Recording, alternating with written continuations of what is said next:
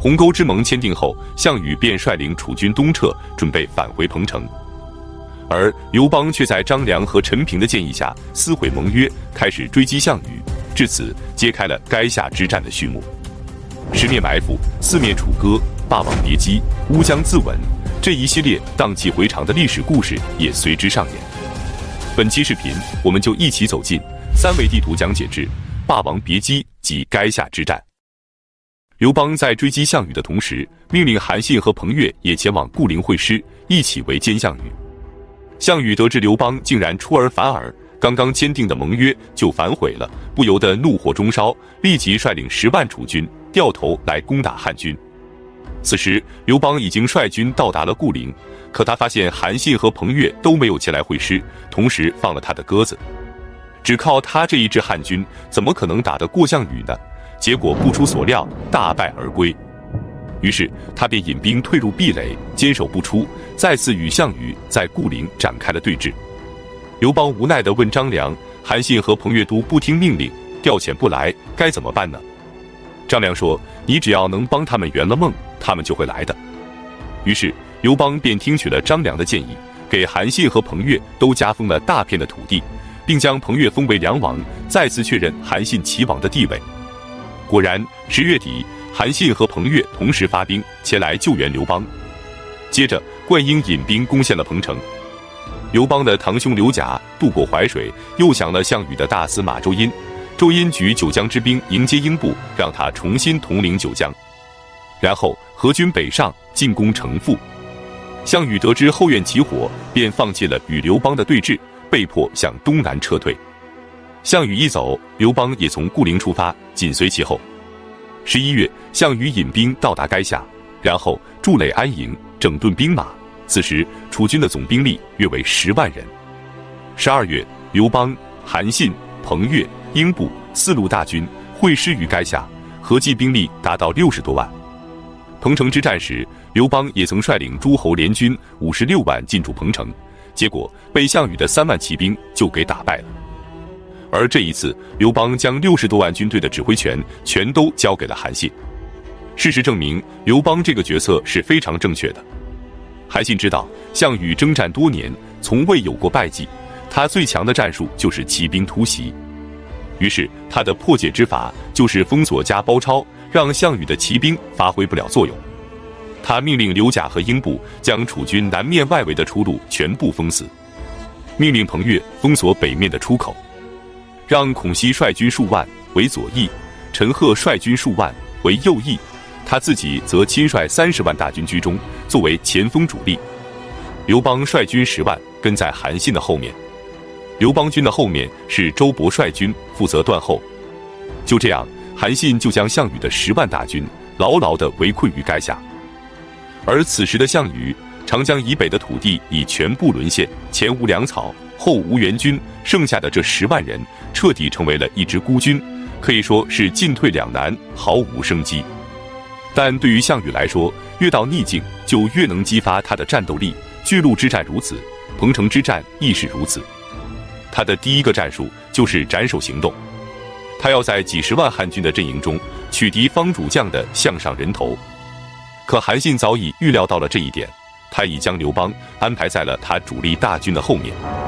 项羽率军出发了，他带领10万楚军倾巢而出，骑兵在前，步兵在后，犹如一把尖刀，向着韩信的主力大军就冲了过来。项羽更是一马当先，左砍右劈，一路上无人可挡，直接朝着韩信本人就杀了过来。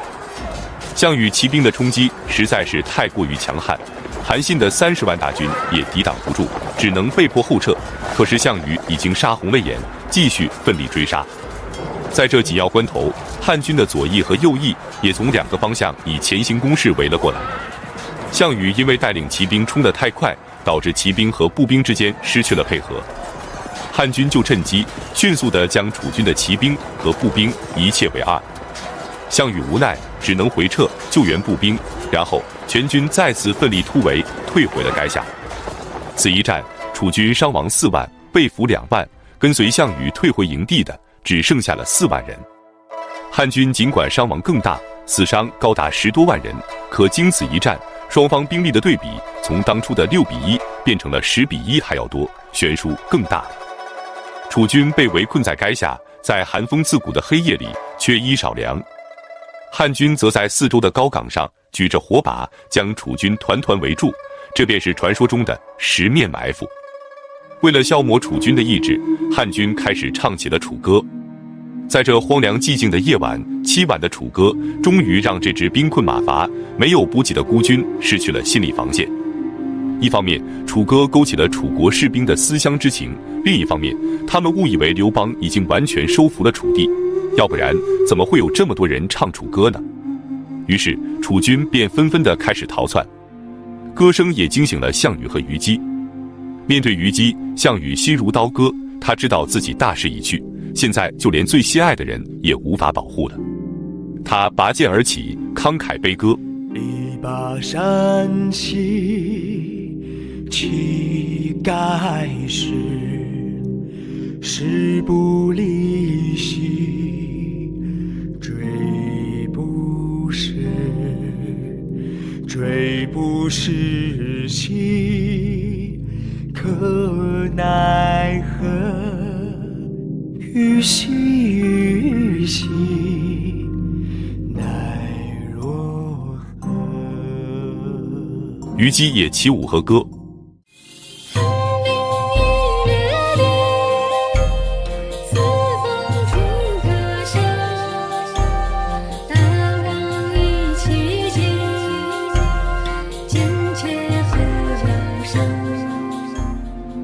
关于虞姬最后的结局，正史并没有记载，只能留给后人无限的想象。午夜时分，霸王告别了虞姬，带领着800名骑兵向南突围，竟然突破了汉军的重重包围，向南逃去。天亮后，汉军才发现昨夜跑出去的竟然是项羽本人，于是连忙命令灌婴率领5000名骑兵前去追击。项羽渡过淮河后，整顿兵马，身边只剩下了100多人。走到阴陵的一个路口时，项羽迷路了，他去问路边的一个老农，老农却给他指了向左走的路。项羽便率军向左跑去，却走到了一片沼泽地，无法通行，而后面汉军的追兵也已赶到了。项羽只能返回，与汉军的骑兵展开厮杀，随后再次突围出去，带兵逃到了东城。此时他身边只剩下了28名骑兵。项羽对他们说：我从起兵到现在已有8年，历经大小70余战，从未有过败绩。今天并不是我失败了，而是天要亡我，不信我就证明给你们看。于是他将28个人分为7个小队，命令他们向不同的方向进行突围，突围后在东边集合。然后项羽再次冲向汉军，横冲直撞，连杀数人，斩杀1名将领后向东突围而去。这一战，项羽只损失了2名骑兵，剩下26个人，而汉军却损失了数百人，还有2名将领。接着，项羽带领骑兵再次向东逃去，到达了乌江。乌江亭长早已等在了这里，并为他准备好了渡船，劝他渡过长江，回到江东后还可以卷土重来。可项羽说：我曾带领8000江东子弟过江，现在却没有一个能够回来，我还有何脸面去见江东父老呢？于是他将乌骓马送给了亭长，然后命令骑兵全部下马，手持兵器，冲向灌婴率领的汉军骑兵，再次展开厮杀。正在项羽击杀之时，看到了汉军中的老相识吕马童，项羽便停下了厮杀，对吕马童说：我听说刘邦花1000金封万户侯，想要购买我的人头，我们也算是故人，今天就将我的人头送给你吧。说完，项羽便自刎而死。至此，一代战神就此陨落，年仅31岁。南宋的女词人李清照曾写下：生当作人杰，死亦为鬼雄。至今思项羽，不肯过江东。这或许就是对他最中肯的评价吧。项羽的死亡也标志着楚汉之争也正式结束了。本期视频就到这里，感谢观看，下期再见。公元前202年，项羽在乌江自刎，为期4年的楚汉之争宣告结束。那么，刘邦要如何建立起一个崭新的王朝？他是如何封赏功臣的？社会制度又是什么样的呢？本期视频，我们就一起走进刘邦称帝及封赏功臣。项羽自刎后，楚国投降，项伯因为屡救刘邦有功，被封为列侯，并赐刘敬。但对于当初与项伯结为儿女亲家的事，刘邦却绝口不提。之后，刘邦便率军返回定陶。定陶是韩信的驻军所在地，跟上次在修武一样。刘邦趁着韩信还没醒悟过来，迅速地冲进韩信的军帐，再次夺走韩信的将军印，解除了他的兵权。随后，刘邦就以义帝无后，韩信又作为楚人，熟悉楚地，便将韩信从齐王改封为楚王。公元前202年正月，韩信、彭越、韩王信等诸侯王共同上书刘邦，请他即位称帝。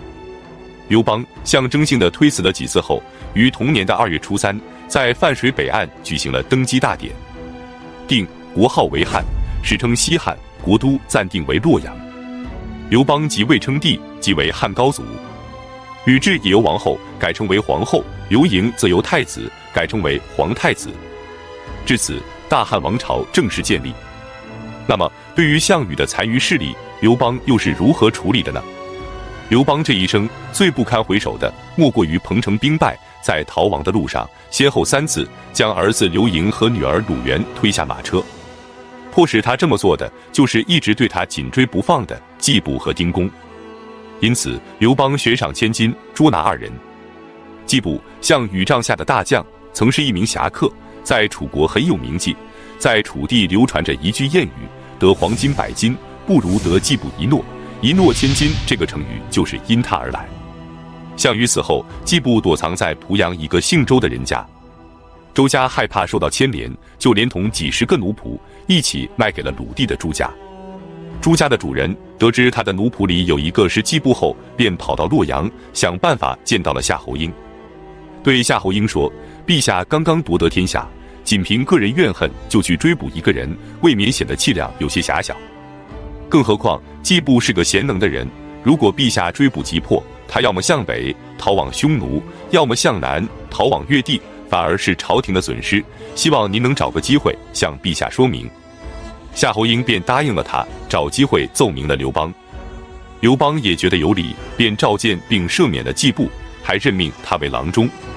季布被赦免后，丁公觉得他也不用再躲藏了，更何况他还有恩于刘邦。原来他在追击刘邦的时候，刘邦对他大声地吼道：“这不是丁公吗？你干嘛要追得这么紧啊？我们2个都是聪明人，就不要太过相逼了嘛。”于是丁公便不再追击刘邦，才得以逃命。有了这层关系，他便带着自信前来求见刘邦。可没想到刘邦见到他，当即就将他抓了起来，随后斩首示众，告示全军说：“丁公作为项羽的臣子，却不忠于项羽，故意放走了我。可以说，让项羽丢掉天下的人就是丁公。所有的臣子们，切不可做第2个丁公啊！”丁公可能至死也没想明白这个道理，聪明反被聪明误。再来看田横，田横是齐国的相国，第一个起来反抗项羽的是他，让项羽陷入齐地战争泥潭的也是他。刘邦和项羽在鸿沟对峙的时候，利益姬去齐地游说，并成功地说服了齐王归汉。但韩信听取了蒯通的计策，率兵攻打齐国。齐王误以为是利益姬骗了他，就将利益姬给烹杀了。后来齐地被韩信平定后，田横就投奔了彭越。然而楚汉之争结束后，彭越被刘邦封为梁王，田横则带着500门客逃到了东海的一个小岛上躲了起来。刘邦得知后，决定派遣使者以招贤的名义收拢他，赦免他的罪行，让他到洛阳来给他封侯。但田横说：“我曾经烹杀了利益姬，而利益姬的弟弟郦商现在在汉朝当官，我不敢前往，希望皇上开恩，将我废为庶民，老死于这个海岛上。”刘邦为了打消田横的顾虑，告诉郦商，胆敢伤害田横，将灭他全族。之后再次派遣使者前往海岛。田横便只带了2个随从，和使者一同前往洛阳。当走到距离洛阳城30里外一个叫做师乡的驿站时，田横便对2个随从说：“皇帝召我进京，不过就是想见一下我的面貌。如今皇帝就在洛阳，此刻割下我的头颅，快马飞奔30里，我的面貌并不会发生变化。”说完，田横便摇拜齐国故地，横刀自刎。两个随从飞驰入朝，奏知刘邦，刘邦甚为感动。随后将田横的2个门客都拜为都尉，并以诸侯王的礼节安葬了田横。没想到安葬完田横后，2个随从就在田横墓的旁边挖了个洞，自刎于洞中，追随田横而去了。刘邦听后大为吃惊，认为田横的门客都是贤才，又派使者去召回海岛上的500人。然而当500名门客听说田横已死，便全部在岛上自刎殉主。2000多年过去了，这个小岛至今仍然被叫做田横岛。残余势力解除了，那么功臣该如何奖赏呢？此时国家还未彻底安定，为了重建战后的新秩序以及安抚功臣，刘邦只是部分地恢复了郡县制，采取了郡县制与分封制并存的社会制度。当时全国一共有36个郡，由朝廷直接管辖的有15个郡，其他的还是采用了分封制，分给了7个诸侯王。其中燕王臧荼都城为继承，张耳已经去世，所以赵王就由张耳的儿子张敖担任。同时刘邦还将鲁元公主嫁给了他，张敖也就成为了刘邦的女婿，都城设在襄国。梁王彭越都城设在定陶，韩王信都城为阳翟，楚王韩信都城设在下邳，淮南王英布都城为六县，长沙王吴瑞都城在临湘县。除了这7个诸侯王之外，刘邦还根据功劳的大小封了143个列侯。列侯不仅是荣誉称号，还都封有食邑，10邑大的有上万户，小的也有500-600户。10邑范围内的农户，列侯可以直接收取租税，并且所有的封地都是可以世袭的。不仅如此，刘邦还和这些功臣们剖符立誓，符上写着“使河如带，泰山若立，国以永宁，原籍苗裔”。意思是说，即使有一天宽阔的黄河只剩下了窄窄的一条，巍峨的泰山也只剩下了磨刀石那么薄，你们的封地也还是永远牢固的，并且可以一直传给你们的子孙后代。这便是丹书铁券。至此，大汉王朝建立了，一个崭新的朝代开始了。本期视频就到这里，感谢观看，下期再见。